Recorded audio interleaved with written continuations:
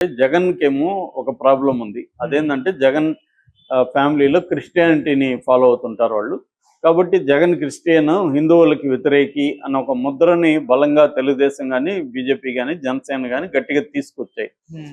దానివల్ల జగన్‌కి డ్యామేజ్ మొదలైంది. ఇతను క్రిస్టియానిటీని ప్రోత్సహిస్తున్నాడు, క్రిస్టియన్ ప్రీస్టులకి డబ్బులిస్తున్నాడు, తిరుమలని కూడా క్రిస్టియానిటీగా కన్వర్ట్ చేస్తున్నాడు.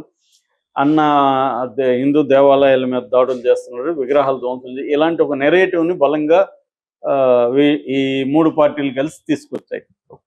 దీన్ని కౌంటర్ చేయడానికి జగన్ స్ట్రాటజీ ఏంటంటే హిందూ గురువుల్ని ఆదరించడం, హిందూ పద్ధతుల్ని ఫాలో కావడం, హిందూ ఫెస్టివల్లో భార్యాభర్తలు కలిసి కల్పించడం, సంక్రాంతి లాంటివి చేసుకోవడం, హిందూ ప్రీస్టులకు కూడా డబ్బులు ఇవ్వడం, ఇలాంటివి చేయడం మొదలుపెట్టాడు.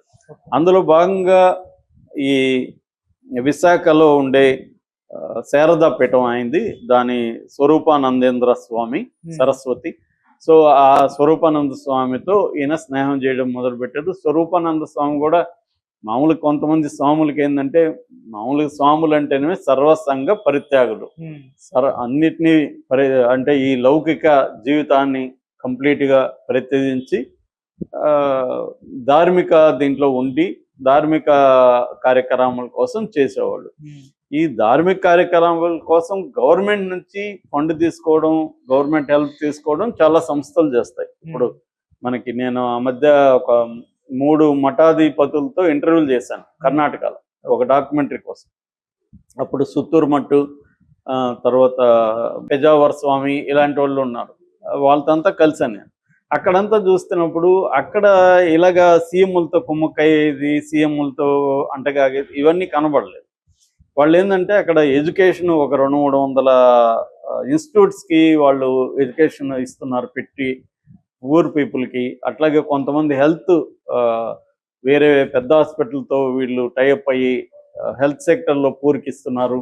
అంటే ఎడ్యుకేషన్ అండ్ హెల్త్ ఈ 2 రంగాల్లో ప్రధానంగా ఇస్తున్నారు. అక్కడ ఆ మట్లో నేను పోయిన చోటంతా కూడా భోజనాలు కూడా చేశాను. చాలా హైజీనిక్గా, చాలా హైటెక్గా, శుభ్రంగా ఉంది. సో అట్లాంటి ఒక సామాజిక కార్యక్రమాలు అక్కడ చేస్తున్నారు. వాళ్ళకి ఫండ్స్ గవర్నమెంట్ ఇస్తుంది, అవన్నీ జరుగుతాయి. అయితే ఇలా లేరు. మనకేందంటే ఇక్కడికి వచ్చేసరికి ఈ స్వాములు, ఇతను కానీ ఇంకొంతమంది స్వాములు కానీ డైరెక్ట్గా గవర్నమెంట్లోకి ఇన్వాల్వ్ అయిపోవడం, గవర్నమెంట్లో ఒక లాబింగ్ చేయడం, ఇది పెరిగిపోయింది. ఇది మనకు కనబడుతుంది. సో ఈయన కూడా ఏం చేశాడు, జగన్ని ఆదరించడం, ఇటు కేసీఆర్ ఇక్కడ ఈ ఇద్దరు సీఎంలతో ఉండడం, వీళ్ళకి సంబంధించి యజ్ఞయాగాదులు చేయడం. నిజానికి పర్సనల్ వాళ్ళకి యజ్ఞయాగాదులు చేయాల్సిన అవసరం లేదు, సమాజం కోసం వీళ్ళు చేస్తే అది వేరే విషయం. కానీ వీళ్ళు అలా చేయడం, దాంతో వీళ్ళు ఏం చేసేది, వాళ్ళకి కావాల్సినవన్నీ ఇవ్వడం, అడిగినంత ల్యాండ్ ఇవ్వడం, సెక్యూరిటీ ఇచ్చేయడం, ఇలాగా ఏదో వీళ్ళ సొత్తులాగా, జగన్ వాళ్ళ పర్సనల్ సొత్తులాగా, అది గవర్నమెంట్కి సంబంధించింది కదా. సో అలాగా జరిగిందనమాట. ఇప్పుడు ఏంది, తను కొత్త వలస దగ్గర 15 ఎకరాలు జగన్ అక్కడ ల్యాండ్ ఇచ్చాడు. అక్కడ ఎకరా మార్కెట్ రేటు 15 కోట్లు అని చెప్తున్నారు.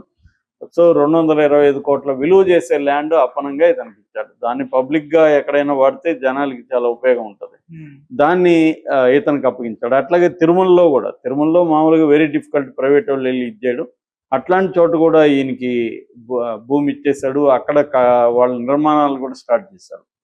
సో ఇలాగా ఒక దుర్వినియోగం జరిగినట్టుగా క్లియర్గా తెలుస్తుంది. దాని తర్వాత ఆయనకి Z security, why category, Z కాదు వై కేటగిరీ సెక్యూరిటీ కూడా జగన్ ఇచ్చాడు. దాంతో ఇతను ఎప్పుడైతే క్లియర్గా జగన్ వైపు నిలబడ్డాడో ఆటోమేటిక్గా తెలుగుదేశానికి, బీజేపీకి, జనసేనకి యాంటీ అయ్యాడు. ఇక్కడ స్వాములకు కూడా ఏదో ఒక రాజకీయ పార్టీతో అంటగాగడం అనేది కనబడింది. దాంతో వీళ్ళేం చేశారు, రాగానే అతని మీద చర్య తీసుకునేదానికి సిద్ధమైపోయింది.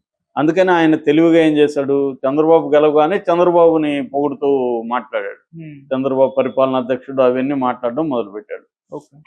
కానీ అదేమి పనిచేయలే. ఎందుకంటే గతంలో ఆయనకి ఎంత బ్యాడ్ నేమ్ ఉంది, వీళ్ళకి యాంటీగా ఆయన ప్రవర్తించే తీరు ఇదంతా వీళ్ళు సహించలేదు. దాంతో ఏంటంటే, ఒకటి ఈ 15 ఎకరాలు వెనక తీసుకున్నారు, 2 సెక్యూరిటీని వై నుంచి ఎక్స్కి తగ్గించేశారు. ఎక్స్ అంటే 1+1 ఉంటారు. మూడవది తిరుమలలో ఉన్న దీనికంతా కూడా దాన్ని మళ్ళీ లాక్కోవడానికి, ఆ బిల్డింగ్ని ఆపడానికి ఒక ఎక్స్పర్ట్ కమిటీ కూడా చంద్రబాబు ప్రభుత్వం వేసింది. అది ఎందుకంటే వీళ్ళు లీగల్గా వెళ్ళాలి, రేపొద్దున అతను ఏమైనా కోర్టుకు వెళ్తే ఎలాగా అనే దగ్గర జాగ్రత్తగా వెళ్తుంది చంద్రబాబు ప్రభుత్వం తిరుమలలో కూడా. అలాగా ఈయన వైపు అన్ని వైపుల నుంచి ఈయనకి ఇబ్బంది మొదలైంది. రెండోది అక్కడ ఆశ్రమంలో అనేక అక్రమాలు జరిగాయని దాని మీద కూడా ఎంక్వైరీ చేయాలన్న డిమాండ్స్ కూడా వస్తున్నాయి. సో ఇది కానీ జరిగితే రేపొద్దున ఆయనకి తిరుమలలో ఉండదో లేకపోతే ఇక్కడో జగన్తో కలిసి ఈయన కూడా అక్రమంలో ఉన్నాడు అని కానీ కేసు పెడితే రేపు ఆయన జైలుకి పోయే అవకాశం ఉంది. స్వామ్య గీమ అనేది ఇక్కడ చట్టానికి స్వాములైనా ఎవరైనా లోబడి ఉండాలి. So land law of the land అంటారు. లా ఆఫ్ ద ల్యాండ్లో నువ్వు ల్యాండ్లో నివసించే ప్రతి ఒక్కరికి వర్తిస్తుంది. నేను స్వామి సార్ నాకు కుదరదంటే ఉండదు. మనం చాలా మంది స్వాములు ఏమయ్యారు మనం చూసాం. నిత్యానంద లాంటి స్వాములు విదేశాలు వెళ్ళి పారిపోయారు. కాబట్టి ఈయనకు కూడా ఆ భయం అయితే ఉంది. ఎందుకంటే డేరా బాబా వీళ్ళందరూ జైల్లో ఉన్నారు. అటు రాగా రేపొద్దున ఏమన్నా చంద్రబాబు కక్ష కట్టుకొని జగన్కి రేపు ఎక్కడి నుంచి కూడా హిందూ స్వాములను సపోర్ట్ లేకుండా చేయాలంటే ఇతనికి ఒక గుణపాఠం చెప్పాలని చంద్రబాబు ప్రభుత్వం అనుకుంటే ఇతను జైలుకి పోక తప్పదు. అందుకని ఎందుకన్నా మంచిది మనం అన్నీ వదిలేసి ఇక్కడ నుంచి ఖాళీ చేసి వెళ్ళిపోతే ఆ హిమాలయాలు ఎక్కడో రిషికేష్ ఇట్లా వెళ్ళిపోయి ప్రశాంతంగా అక్కడ ఉండొచ్చు. ఎందుకు వచ్చింది జైల్లో కూర్చున్న బదులు హిమాలయాల్లో కూర్చోవడం బెటర్ కదా అన్న ఆలోచనతో ఈయన వెళ్ళిపోయాడు అనేది ఇప్పుడు వస్తున్న వార్త. ఇందులో అది నిజముందా? మామూలుగానే చాలా మంది ఏం చేస్తారంటే ఈ స్వాములు కొన్ని సీజన్లలో కేదార్నాథ్ కావచ్చు, బద్రీనాథ్ కావచ్చు ఇట్లాంటి వాటికి వెళ్తుంటారు. మేము కూడా పెజావర్ అనే స్వామిని కర్ణాటకలో ఇంటర్వ్యూ చేయాలంటే ఆయన తమిళనాడులో ఉన్నాడని చెప్పారు. తమిళనాడుకి వెళ్ళి చెన్నైకి వెళ్ళి ఆయన్ని చేసాం. ఎందుకంటే ఆయన 3 నెలలు అక్కడే ఉంటారు. అలాగా ఈ స్వాములు కొన్ని చోట్ల షిఫ్ట్ చేస్తుంటారు. అలాగా ఏమన్నా ఈయన వెళ్ళాడా లేకపోతే ఈయన ఏంటంటే ఎక్కువ కాలం నేను అక్కడే ఉంటానని చెప్పడం వల్ల ఈ డౌట్లు ఇవన్నీ వస్తున్నాయన్నమాట. ఓవరాల్ గా జగన్ గురువు పారిపోయాడు అన్న వార్త వస్తుంది. జగన్ గురువును చంద్రబాబు తరిమేశాడు. అంటే చంద్రబాబు వ్యూహం ఏమై ఉండొచ్చు అంటే జగన్ గత అక్రమాలన్నింటినీ కరెక్ట్ చేయడం